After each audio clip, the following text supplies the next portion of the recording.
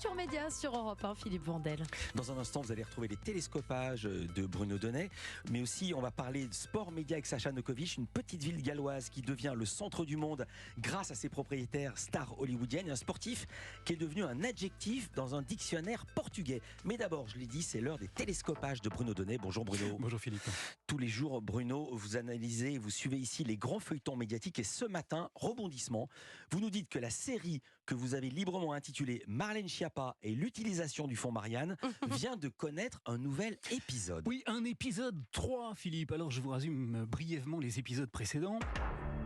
Previously, et à ce même micro, je vous ai raconté l'épisode 1, celui dans lequel on a découvert qu'après l'assassinat de Samuel Paty, Marlène Schiappa a lancé une très coûteuse initiative destinée à financer des projets pour lutter contre le fanatisme religieux. Je lance un fonds qui s'appellera le fonds Marianne. Avec 2,5 millions d'euros, on peut faire beaucoup de choses pour défendre les valeurs de la République. Et je vous ai raconté surtout comment France 2 et le magazine Marianne avaient enquêté sur l'utilisation de cet argent public et découvert qu'une association avait raflé 350 000 euros, rien que ça, pour produire moins de 15 vidéos toutes pourries que personne n'est allé regarder. Parmi les productions de l'association, notamment 13 vidéos sur YouTube, dont la majorité ne dépasse pas les 50 vues, un compte Instagram avec seulement 138 abonnés. Dans l'épisode numéro 2, ensuite, je vous ai dit qu'une autre association avait également touché plus de 300 000 euros, mais qu'avec cet argent, au lieu de produire des contenus pour lutter contre le terrorisme, elle avait finalement réalisé des vidéos qui dénigraient les adversaires d'Emmanuel Macron, et notamment Anne Hidalgo, au sujet de laquelle on a pu entendre ce petit calembour dont je vous laisse apprécier l'élégance. Qui es-tu, Anne Hidalgo? Qui es-tu? Elle a eu des ambitions présidentielles, et je dirais pas qu'elle y pensait tous les matins en se rasant, parce que je ne veux pas perpétuer ce honteux stéréotype sur les femmes espagnoles. Eh ben t'as raison. Eh bien, depuis hier, un épisode 3 est arrivé. Il a été diffusé sur France 5 en tout début de soirée, et on y a vu Marlène Schiappa se défendre pied à pied. Alors autant vous le dire tout de suite, Philippe, il s'agit là d'un très bon épisode, un excellent avatar de ce que les séries politico-médiatiques produisent actuellement de meilleur. C'est bien simple, j'ai tout aimé. D'abord, j'ai beaucoup aimé le scénario et ce rebondissement totalement incroyable sur l'affaire dite du sac à main. Vous vous souvenez que le Canard enchaîné avait écrit que Marlène Schiappa aurait traité sa collègue secrétaire d'État Isabelle Rome de sac à main de seconde main? Eh ben devinez quoi, c'était du flan.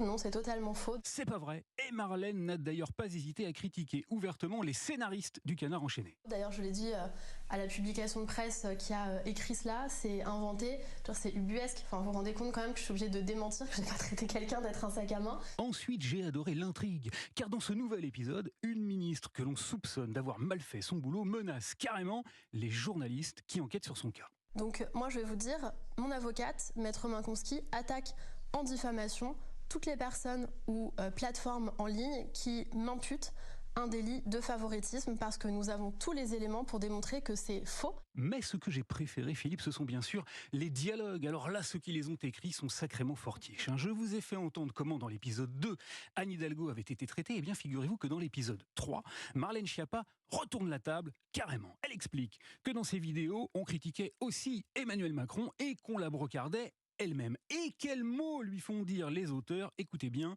il y a deux subtilités. J'en suis quand même pas au stade où je vais payer des associations pour qu'elles me défoncent et défoncent le président de la République dans leurs vidéos. Elle dit « je vais payer ». J'en suis quand même pas au stade où je vais payer. Comme s'il s'agissait de son argent à elle, et pas de l'argent du contribuable. Superbe trouvaille de scénario. Et puis surtout, elle utilise un vocabulaire merveilleusement ministériel, très chic et méga statutaire, qui lui donne enfin cette épaisseur que l'on attendait depuis sa dernière apparition en couverture de Playboy. Pour qu'elle me défonce et défonce le président de la République dans leurs vidéos. Je vous avais prévenu, Philippe, l'épisode 3 défonce tout, les codes, les conventions et l'image policée et un peu surannée que l'on se faisait jusqu'ici des acteurs de la vie politique. J'attends donc, je dois le confesser ici, non sans une certaine dose de fébrilité, de me faire défoncer la rétine et les tympans par l'épisode numéro 4. Merci beaucoup Bruno Donnet. Bon week-end et peut-être même bonnes vacances. Absolument. Absolument. Revenez-nous vite Bruno Donnet. Dans un instant, Sacha Nokovic et la chronique Sport Média. C'est juste après ce duo devenu mythique maintenant, George Michael et Mary J. Blige sur Europe 1. Très belle matinée avec Culture Média.